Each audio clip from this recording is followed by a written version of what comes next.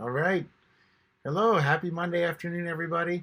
Welcome back to the Conservation Conversation. I'm Eric Crown, and I already know that. Here, let me actually adjust this a little bit. Coming live today from one of the offices at Preemptive. As I talked about before, I'm moving some stuff around, so we are in the process of shifting around. So Preemptive has offered their office up so that we have something good here to do. So if you're watching, and you're watching on Facebook, hey, Paula, nice to see you. You can go over to my YouTube. The Facebook here is kind of the behind the scenes camera, and the YouTube actually will have all the videos, all the images, all the pictures, and everything else. Hi, Rhonda. Thanks for joining in today.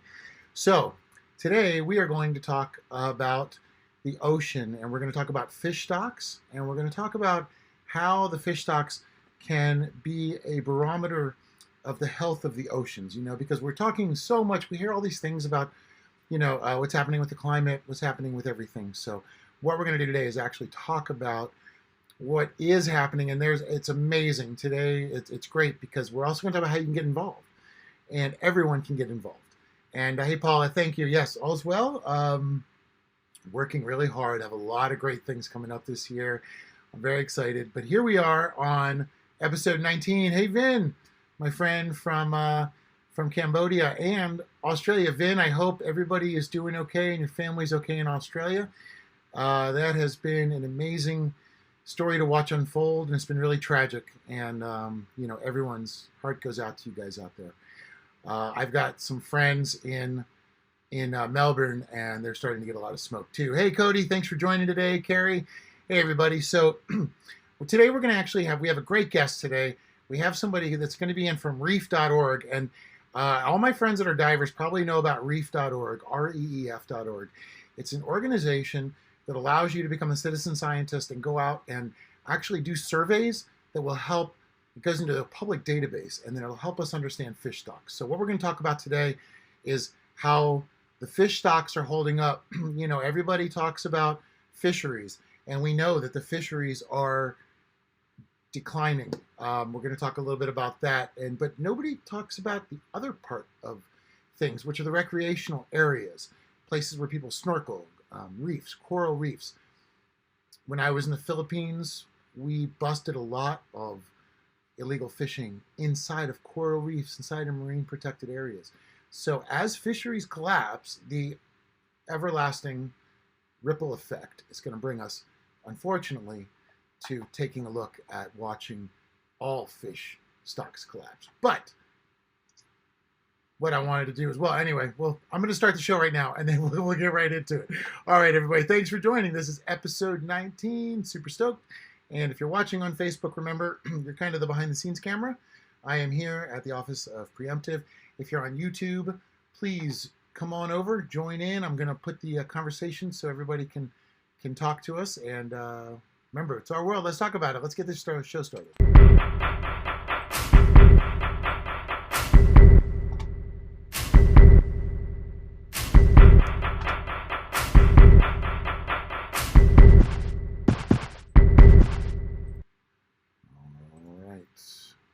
Go. And we are back. Let me just put this chat in so everybody can join us, guys. So if you are on YouTube, please feel free to pop in and join the conversation. All right, so here we go, everybody. Hey, Dave. Hey, hi. I hope you guys had a great event. I really wish I could have been there. Everybody, Dave does an amazing job with my friend Heather of doing restoration on an old tugboat. And it's amazing to see because it's the heritage of our understanding with the sea. And the sea is what we want to talk about today. Today, I wanted to start talking about surfing. So the first quote is from the most legendary surfer everyone who surfs knows, Duke Kahanamoku. Now, Duke was the first guy that brought surfing internationally, and he's very well known. He's one of the most amazing surfers anyway to begin with. He had these giant 12-foot wooden boards, and the guy was just incredible.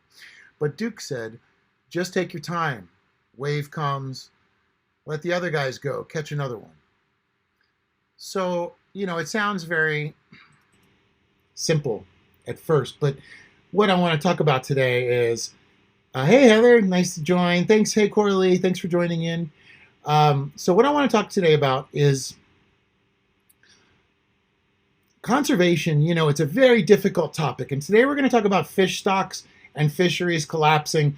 But I don't want everybody to walk away with an end of world doomsday scenario in their mind.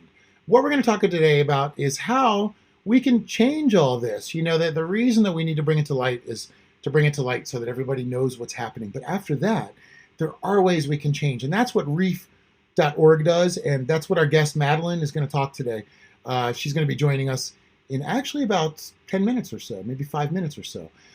So let's go through now and let's talk a little bit about what's happening out in the oceans. Now, the reason is that I talk about conservation is because I was talking to a friend the other day and I realized that it's very much like surfing. If you're in, there's an area called the impact zone where all the waves crash on you. And if you are in that area, you're just going to get it on the head. And sometimes you have to take it on the head. It's not your wave. It's not your position. And then you have to get out and you have to find the right position.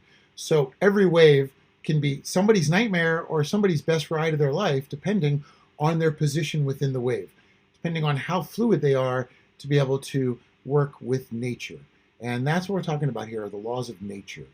And they're very different than the laws of man, and they often overtake the laws of man. So I think that that, to me, is a very important thing. When I first started learning how to surf, the first 3 pieces of advice. So I learned how to surf in Venice, California, with all these guys, what they're called Dogtown, which are the original kind of Venice surfers, hardcore crew. They taught me how to surf. And hey, good morning. Hey, Josie. Thanks for joining. So the first 3 rules I learned about the ocean were never take your eyes off the ocean, never take your eyes off the ocean, and never take your eyes off the ocean.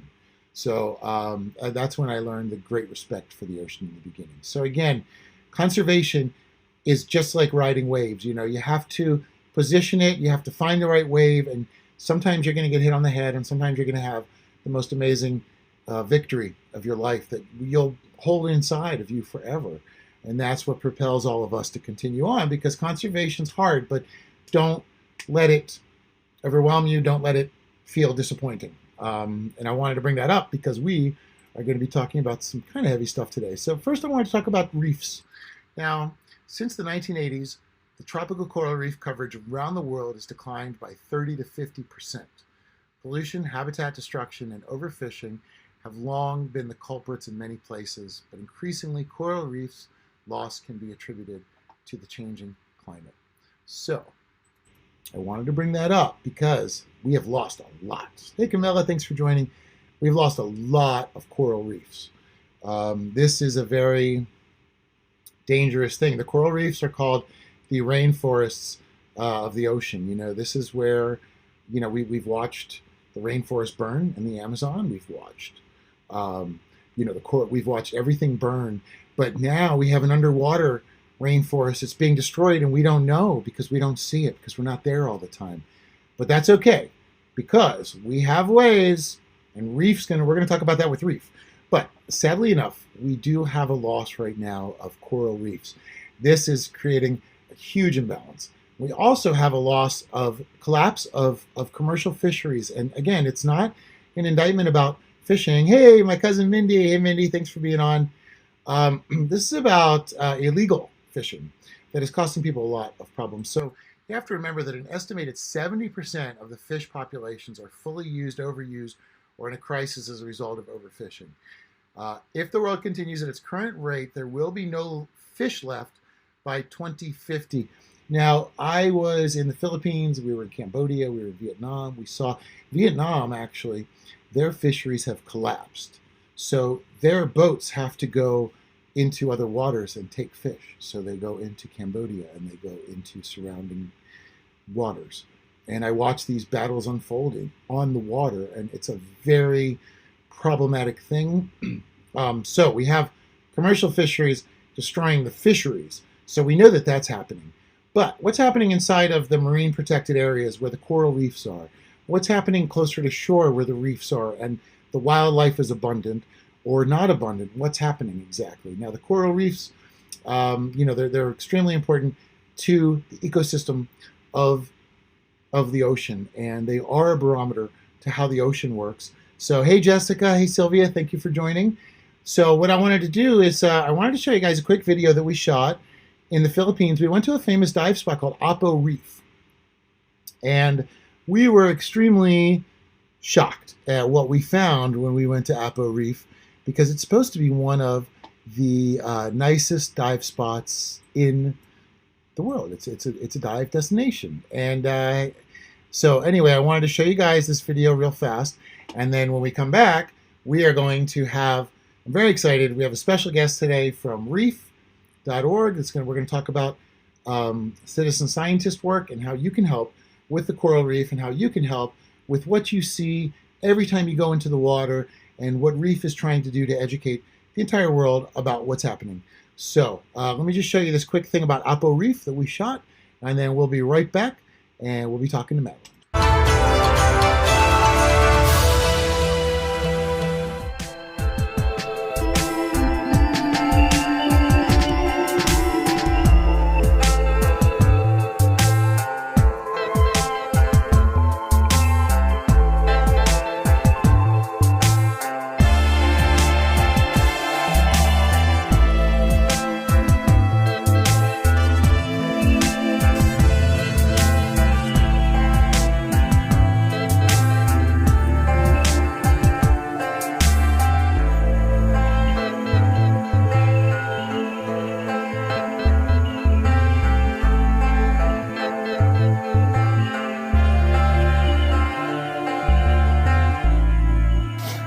So there's Apo Reef. Was not what we expected, eh? A lot of the coral's dead. Like there's just a lot of it dead from coral bleaching. I don't know if if you might be able to see it from the camera that I took down, but it was a lot of, mostly brown and dead. There was some live, like maybe 10-15%, but mostly dead. A real shame. Plenty of fish, plenty of herbivores. Like often, one of the problems when you clean an area out of fish, there's no fish to eat the algae off the corals, and that often helps kill the corals. But in this case, there's plenty of herbivores to go eating off the algae. So the problem is the water temperature is just too warm. And like here, like probably at least 30 degrees, at least 30. Even the hottest time of the year for the water, so disappointing.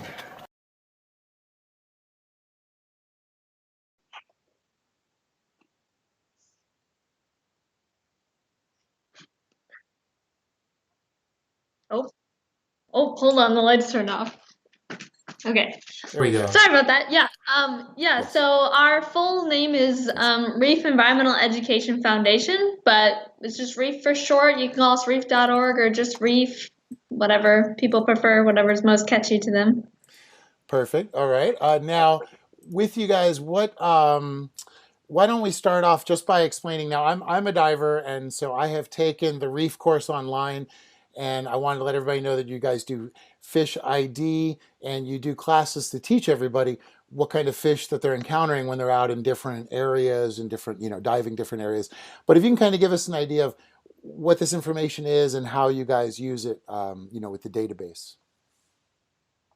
Of course, yeah. So Reef started off of the Volunteer Fish Survey Project. So we have other projects that we do, but it's our biggest one, the Fish Survey Project is. And basically what it is it's citizen science. So it's a volunteer basis. Anybody can do it who dives or snorkels, and you don't even have to know any of the fish to start. We help you teach all the fish and stuff, and we let you get to know the fish, and you can either use our online resources or come to us and we can teach about it, like with classes and expeditions and stuff like that. And then you use that knowledge of your fish identification and you go mark down the fish that you see in your survey regions. So we have 9 survey regions all over the world. So you can basically survey anywhere where there's a coral reef, pretty much.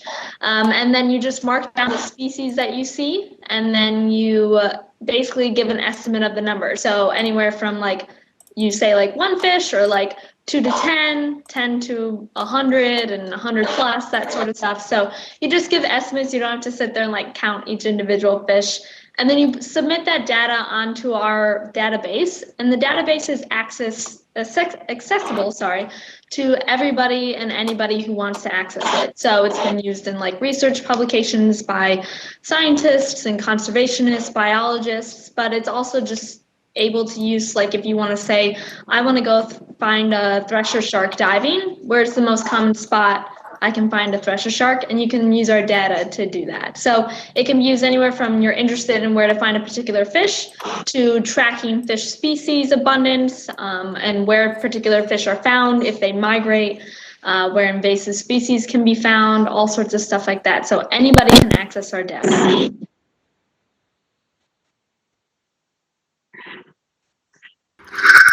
There we go.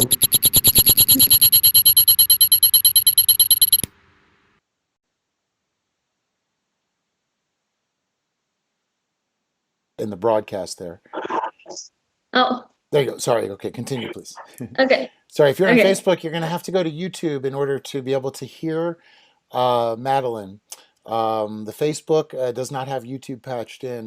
The show is actually stopped on Facebook, so you have to be able to go to YouTube to be able to listen to Madalyn's conversation, or you can go to the link afterwards and join us as well.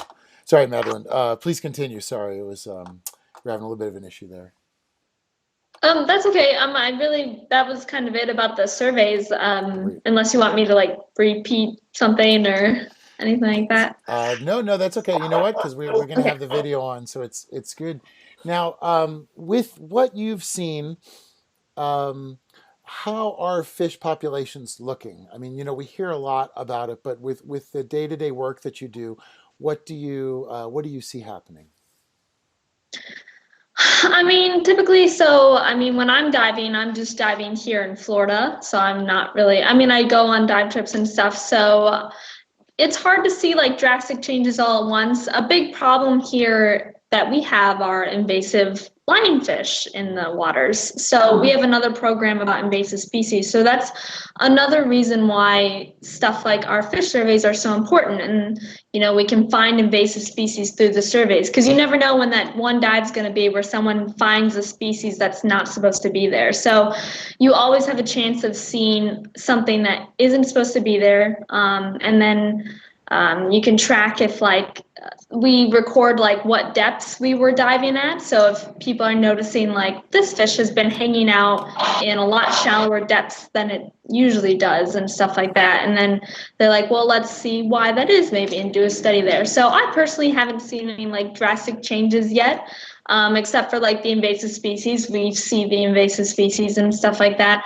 But you never know when that one dives is going to be, like I said, where something might be drastic. You might find a new species, you might see an invasive species, you might start seeing a deplete in certain populations of fishes and stuff like that. And I'm sure it's been like that in all of our survey regions. We also track invertebrates and stuff like that in certain regions. So out in California, where there's a lot more invertebrates, we track them. And there's a lot of stuff that can affect their population. So I'm sure there's a lot of things that other people are seeing. I just personally haven't seen any yet. So, but they are out there. Yeah. Gotcha. Now I'd like to talk a little bit more. And hey, Valerie, thanks for joining us. Hey, Kelly Lee, thanks for joining. And again, everybody watching on Facebook, please pop over to YouTube so you can join in the conversation. Type your comments, ask questions. We have this amazing resource right here, and I would love for everybody to get involved. And feel free to ask Madalyn any questions that we have. So there we go. So okay, so Madalyn, what I was curious about is, for people that are kind of tuning in as well, the coral reefs are sort of an idea of this kind of exotic, vacation sort of location.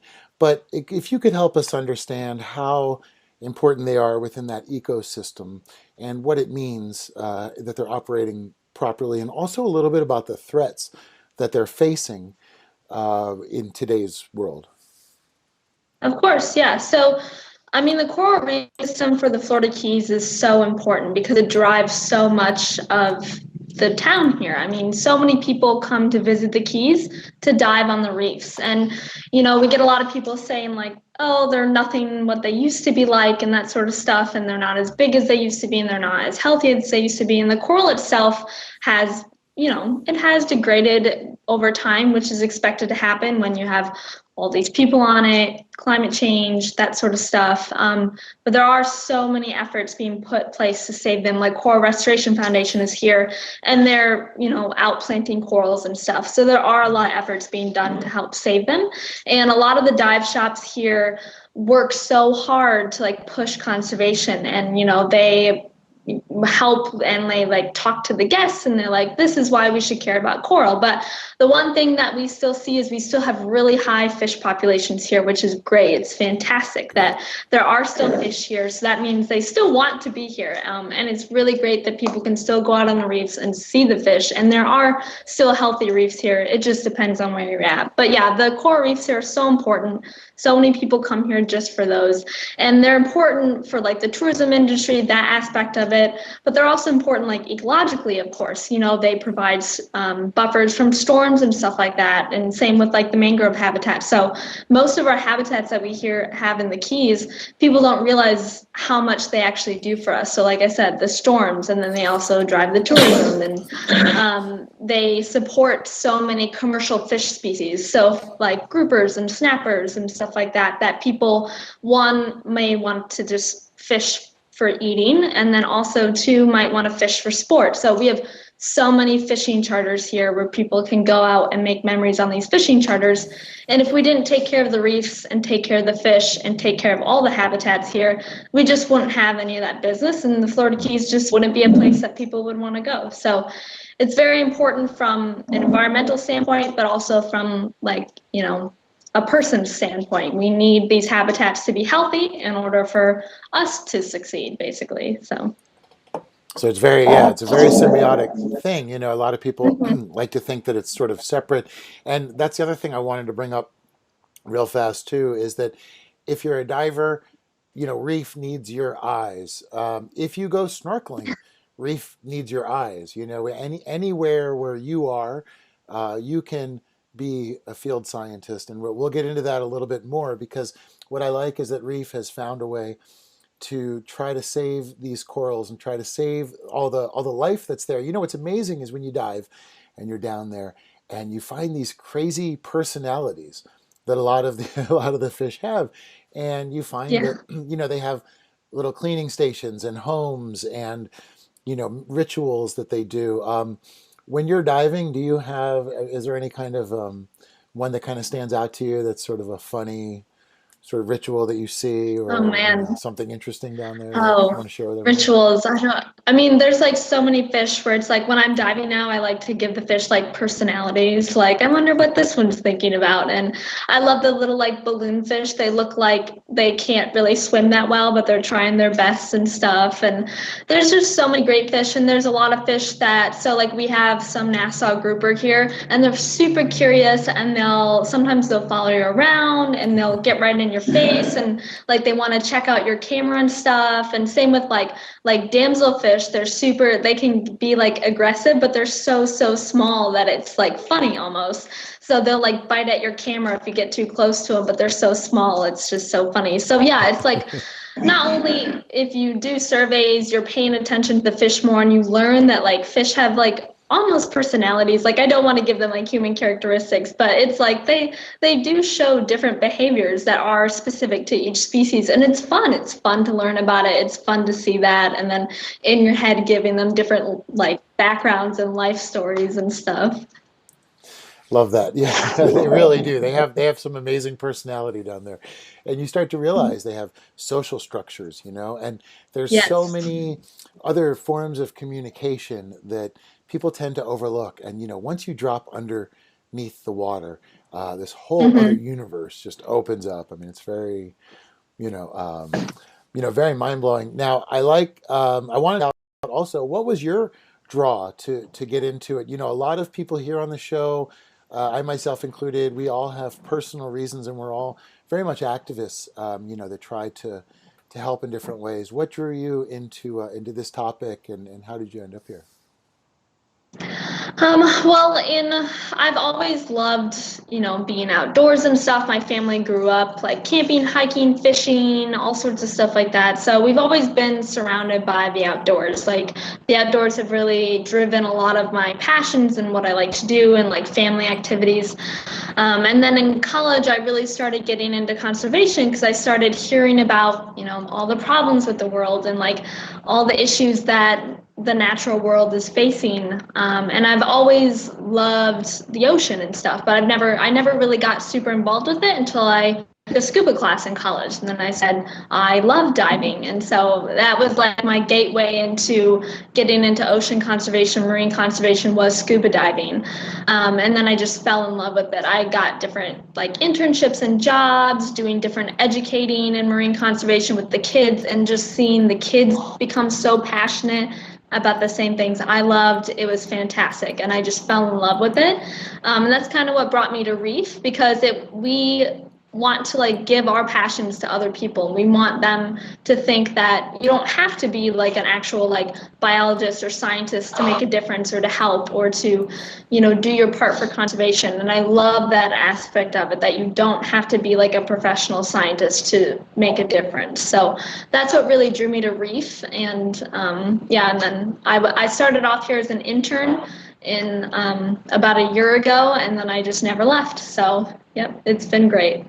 Ah, that's great. It's such a great organization, and again, it's such a unique thing to not only enlist the help of everybody, but to make it all publicly accessible. And that's the other thing I love, is that you can go into the database online and you can look at what's there, and you can see it. Now I have, let's see. It's not the best, but you guys can take a look online here if you're watching on YouTube. I have the website up, and you can take a look, and there's all these programs. You can see that there's the Volunteer Fish Survey, the Invasive Species. There's a bunch of different programs. So I recommend everybody go to reef.org around the world, because we have also a nice international audience here, and everybody, go check it out and see. So now when you do the reef. So again, I got to take one of the classes and did the Reef ID uh, class, which was really fun, and it was very easy to do. And if you're at home and you're nervous about doing an online class, or you've never done one before, they make it so easy for you, and it's so fascinating. But Madalyn, could you talk a little bit about, if you're a diver that wants to get involved now and they go to the website and they want to take this class and do the survey, kind of walk us through that and let us know what that's like.